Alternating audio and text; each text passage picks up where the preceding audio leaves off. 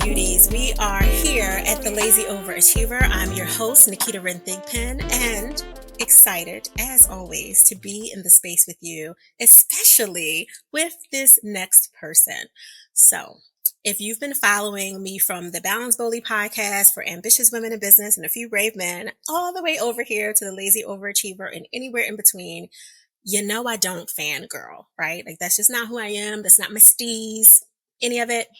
However, when you come into contact with another potent human who gets it, who values authentic, transparent relationships, that just understands there is so much power and amplified intimacy, literally from the bedroom to the boardroom, you don't want to let go. You have to go a little bit deeper in your connection, which is really what intimacy is all about. It's just deepening connection, which is exactly what this gentleman did with me. So, a little context. I am a client of his company. He is amazing, and he deepened connection with me because he did what a lot of founders and CEOs and heads of departments don't do. He went a little further. It wasn't just the name across the invoice and like, oh yeah, we have another number of a client. He went further and he followed up. So without holding you back too much and getting you all excited, like, who is he? Let me see. All right. Greg Wasserman. He is fueled by trust, love, curiosity, and adventure. And he has created from an immense background of all kinds of technical goodness that he's had over the last 15 plus years of his career. He is the head of growth, partnerships, and community at Castmagic, who we at Big Pro are a client of. Greg, welcome to the TLO. How are you today? Look, I can't, with an intro like that, yeah, who wouldn't want to listen to this conversation? And so excited to be here and continue talking with you. So thanks for having me. Oh, thank you. I'm excited to have you here too. You know, you and I were talking in the green room as well as some of the one-to-ones that we've had before about how much I really valued that you didn't just allow me, and I'm the president and CEO and co-founder, let me not leave out my husband, okay? The co-founder of our company. And when I became a client of Castmagic quite a few months back, I didn't realize how powerful the tool was, to be quite honest. There's a lot that you can do with it. I just wanted it for one specific thing for our team members to just kind of help with some show notes, which did help take them from 2 hours to somewhere between 2 and 5 minutes per note, which was amazing, especially with 2 podcasts. But you reached out a few months back, and while I was in the middle of international traveling and taking care of Senior, who's my biological father, and all kinds of lifing, as the kids would say, and said, hey, I just want to check in with you. Let's set up a call. Let's see if you're using the tool correctly, if there's any way I can support you. And I just honestly didn't have time at the moment. And then I pushed forward a few months after that.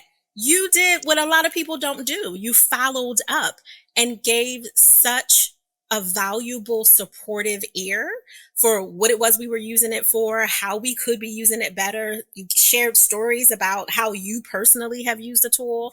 And all of those things were so helpful, not only for me individually, but for our team, which allowed us to save a lot of time. And I just wanted to, on air, thank you for that, because it does matter. You went deeper. You created intimacy with one of your clients.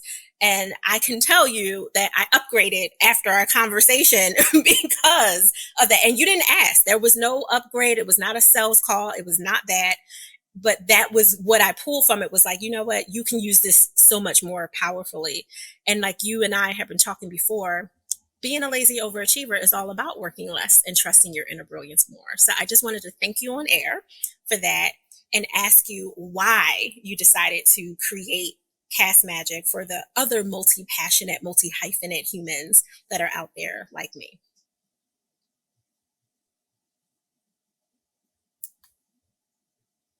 You froze. Sorry. What was the question? Why did I? Yeah, sorry, you froze. Can you hear me? Yeah. Why did you create Castmagic for the other multi-passionate, multi-hyphenate humans out there like me? So I can't take credit. I did not create it. I am lucky person who joined early. And this just goes to, I guess, the whole story here, right? So I believe that life is about time and relationships. You have no clue where one conversation today will lead, or in the case of how I ended up at Castmagic, where one LinkedIn post will lead. So every Monday, I post 3 podcasts I think people should listen to. I happen to have done the founders of Castmagic podcast. The reason they created Castmagic, because like yourself, they're like spending hours doing their podcast. But unlike the two of us, they're engineers, and they built a tool that now allowed them to do, as you know, take their podcast and in minutes now get all the content there. So I posted about their podcast, and then months later, they built this tool, and they're like, hey, you seem to know a lot about podcasting, built this tool, can you help? To your question, like, that is what I've been trying to get podcasters and people to think about. You can actually Yeah. think about beyond the downloads. So when I'm running 3 podcast platforms, it was like, how do I get more downloads? How do I grow my audience? And how do I monetize? And I hate those 3 questions. Why? Because they put you in a Mm, box. They actually make you work harder instead of smarter, because they put you in a box of like, well, then I can only get downloads. But no, the joys of this conversation that we're having right now is not to have everyone listen to us. Everyone listening, I thank you for listening, right? But it is right. not about that. It is about the conversation we're having. So maybe Yeah. someone that's actually listening, or would love to listen, I should say, gets your newsletter, reads you on LinkedIn, or gets your content in this conversation and the synopsis of what we're talking about in a different way. That is Yeah. what I loved about what Castmagic allows you to do, because now it gets you to start having great conversations and thinking about, where do I put that conversation? How do I engage with people where they want to be engaged? So instead of going listen, listen, listen, download, download, download, you're like, you know what? You don't want to listen? Hey, here's a blog post that I think you can go ahead, and Mhm. this is kind of what we talked about. And now I'm still engaging with your brand. And so as a business, if you can start thinking about ways to engage people where they want to be, but you're just taking Mhm. one piece of content, in this case, a podcast, or maybe it's a conversation, or maybe it's a sales call, and you're figuring out, how do we repurpose that? That's the joys. And that's what gets me jazzed. Yeah, no, I love that. One of the things that stood out for me, well, there was a couple things that you said because there was lots of nuggets in there. Was you hate the box of those 3 questions, right?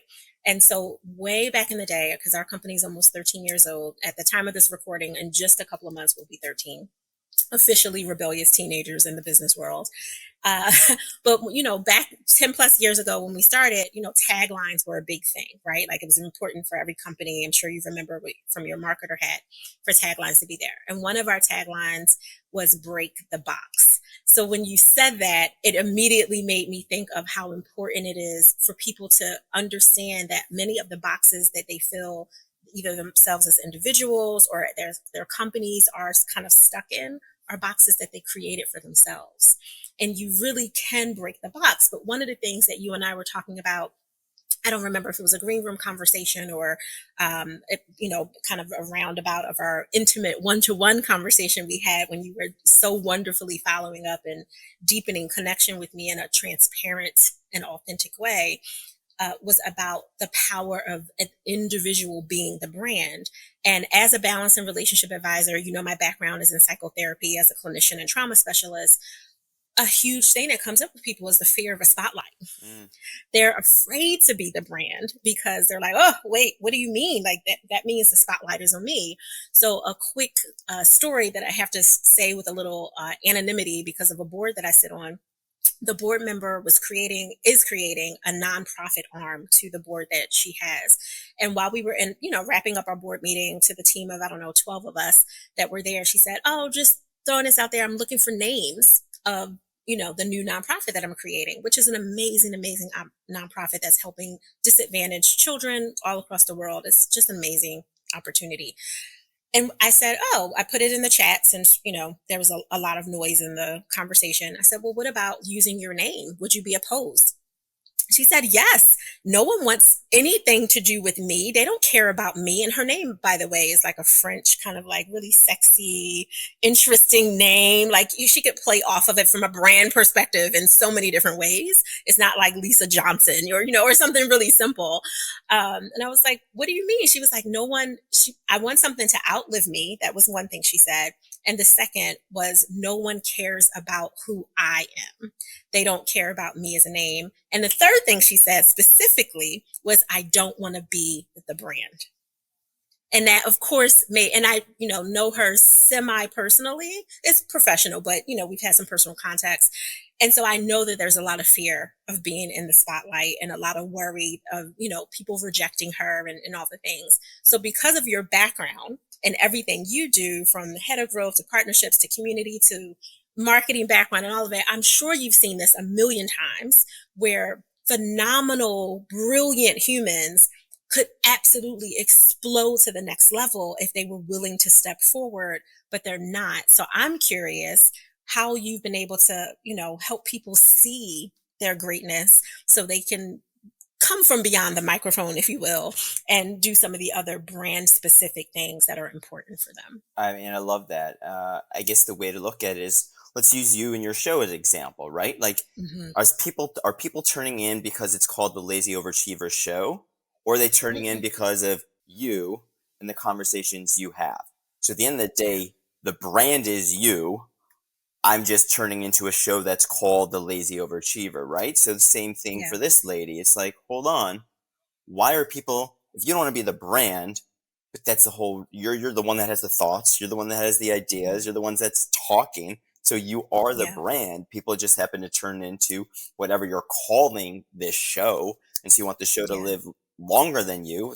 But like, no one can replicate you. So if you were to have a different host come on and be like the new host of the Laser Overachiever Show, they can try, but at the end of the day, it's still you. So that's where I would look at and go like, if you're afraid, let's unpack those fears first. Like, what does that mean? But like, the way I would Yes. unpack that is really like, but why are they? What are they? Is someone else speaking for you? Like, maybe if it was like, I'm hosting, or I want a show that's called the Lazy Overachiever Show, and Naketa's on the back end running the business, but she's got someone else as a host. Great, I got that. Mm-hmm. But if you're the voice, if you're the host, then the show Yeah. is you, and that Yeah. is the key piece. Yeah, no, that's a really good point. And I don't think a lot of people, whether you're new in the entrepreneur world or you're doing authority leadership while working in another organization and really wanting to make sure that you can create and curate professional networks that are important for you individually beyond the great work that you're doing, which I think is a whole nother avenue that people aren't thinking about. So, for instance, and I'm just going to use you, Greg, in this, Greg representing Castmagic, for obvious reasons, that was our connection, followed up. But I'm never going to not remember Greg Wasserman, right? Like, and God willing, Castmagic is a tool that we can use forever, and it's there, and it continues to be great and awesome. And in parentheses, it was important for me to create that individual connection, human to human. And that is the potency. So if Greg decides to create, I don't know, mic muffles, or something, muffs for the microphone going forward, I'm going to say, oh, Greg, what are you into? What are those muffs? I have a microphone. I want to get that too. So now I'm not just following Greg at Castmagic. I'm following Greg because we've created individual connections. And people also aren't looking at that power from a brand perspective when you're really also doing that more important, deeper level work. Going back to what you were talking about using the tool of Castmagic more effectively so you can have more time for your sabbaticals and your moments when you want to wiggle your toes on the couch and whatever else that you want to do, because now you have more of your time back to enjoy your life or to be into fitness the way Greg is and all those other things that are really important for you. When you're able to do that effectively, it really does create spaciousness for you to create these deeper relationships with people who matter, or maybe people you didn't even know would matter because you never had time to connect and communicate and build with them before, which I know is such a powerful part of your story where I don't want to misquote you, but what do you say is the time in the relationships that matter most? Yeah. I mean, this is why my ethos is about life is about time and relationships. So your point here of like, yes, I reached out for Cast Magic, but I think in like every Hmm. communication I put is like, I don't know where this conversation goes. Like, yes, Castmagic Right. is bringing us together, but I don't Yeah. know. So for everyone Yeah. that's listening, it's like, be open to those conversations. That's why one of my core values is curiosity. Like, I don't know where this is going to go. So either it's a person trying to sell me, and it's like, you know what? I'll take that sales call. I don't Mm-hmm. know. I guarantee you, Mm-hmm. generationally, we're at a place where people aren't staying at their companies for 40 years, right? So I can say most likely this person's probably going to jump in different companies. You've been at this company that you started 13 years ago. How many conversations have you had over the last 13 years? Even though it's your company, like, oh, well, I've talked to this person, Greg. I think you would find that person valuable because I gelled with you. So, like, when you start thinking about those in a way you live kind of standpoint, it also then allows Yeah. you to work smarter because you're like, all right, I can have, instead of back to the box, my box is I've got to do this. And if you're in that box, then you're not letting your curiosity, you're having a very fixed mindset is this is my goal. I can't let any outside noise, but there's power in the pause. There's power in those outside noises. They always say that someone that enters an industry from a completely different industry ends up shaking up and they have a breakthrough. Why is that? Because everyone is so focused. You can't do that. You can't do this, but this person doesn't know. So they start asking all these questions. And the answer is like, we've just never done that. We've never done that. And so once you start having the curiosity and you start running your business and going back to this brand piece, once you start thinking of yourself, you are the brand.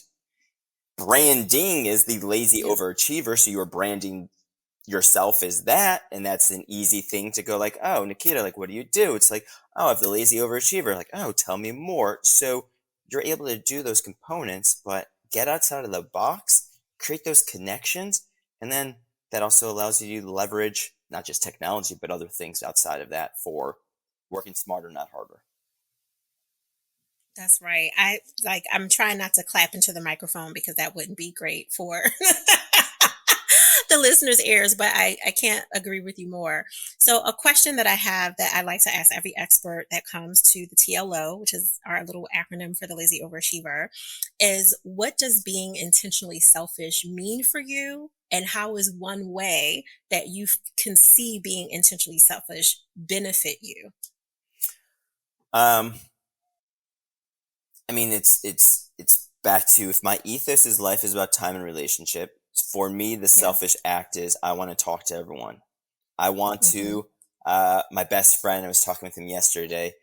He always made fun of me because growing up, he's like, Greg, you want to be the kid that walked down the school hallways and like you knew everyone. I'm like, yes, like that's who I've always been. Like you want to know everyone.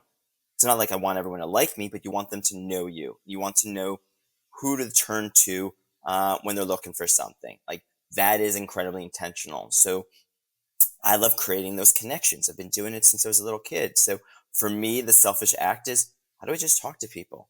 Like I don't know what I don't know. So have that curiosity and go, you know what?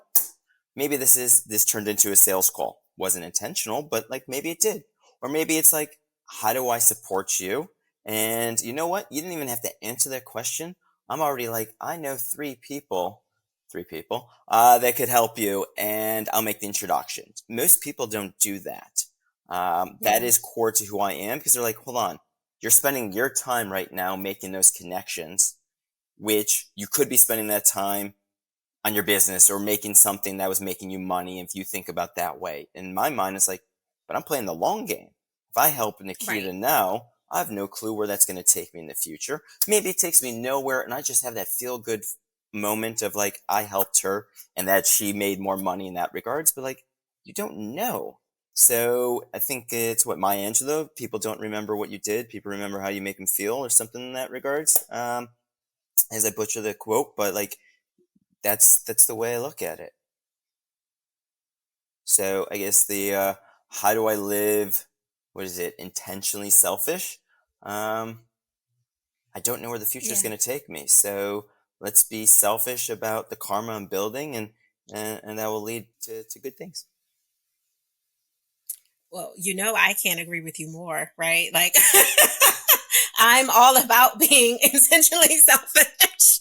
And I do believe that when you do it well, when you really embody it, you become an amplified, selfless person for the exact way that you shared, where you can support people in the most honest, authentic, non expecting something in return way, but knowing that everything that belongs to you is on its way because of you making that spaciousness for yourself. I think that that's beautiful. Woo, Greg, how can people connect with you? Where can they go to find out more about you as well as Castmagic? So right now, LinkedIn is where I live. So that is Mhm. the core. Later to 2024 year, the goal is to build a website and build the brand outside of LinkedIn. Because if I'm advocating everyone to own your audience, own your brand instead of putting it somewhere else, I have to live what I preach. So that will be the goal. But right now, yeah, LinkedIn. Or if you're a Castmetric user, you can't get rid of me. I'm everywhere. I live in our Slack community. I'm there to support. I'm here to help. I just love connecting. So reach out and let me know that you listen to the show. I appreciate you all listening. But at the end of the day, I just want to have conversations. I want to help. I want to support. And I don't know where things are going to take us. So how do we do more together? What rising tide raises all ships? Dad was a sailor, so I live by that Yeah. mentality. No, I love that. Thank you, Greg, for carving out time from the Slack community, from your other Amplify intimate relationship building that you were doing, and everything else that is fueling you from the trust, love, adventure, and curiosity that allows you to just show up so authentically. We really do appreciate you here at the TLO. Thank you so much, and thank you everyone for listening. I appreciate uh, tuning in. Lazy overachievers. I mean, yeah, it was that. It was all of that. I could not have said it more. I just want you to do what I ask you to do every single week, which is continue to embrace a little bit more of your lazy so you can work less and trust your inner brilliance more.